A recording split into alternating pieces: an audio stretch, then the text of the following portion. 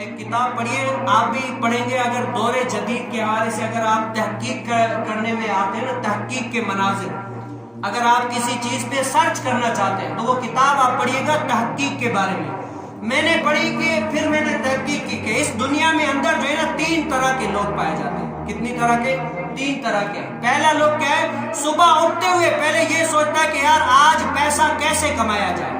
یہ انسان کی سوچ میں ہوتا ہے، مائنڈ میں ہوتا ہے کہ آج پیسہ کیسے کمایا جائے، یہ سوچا اس نے۔ اب یہ لگا کہ اب پیسے کو حاصل کرنا ہے، دن رات اب کال پہ بات کرے تب بھی پیسہ، سوئے تب بھی پیسہ، اٹھے تب بھی پیسہ، یعنی اس کا مائنڈ بن چکا ہے کہ اب پیسہ ہی پیسہ کمانا ہے۔ اب پہلے سوچا پھر کمایا، اب تیسرا سٹیپ کیا ہے کہ اب یہ کہ اب اس پیسے کو کون سی جگہ پر لگاؤں جس سے دوسرا پیسہ آئے۔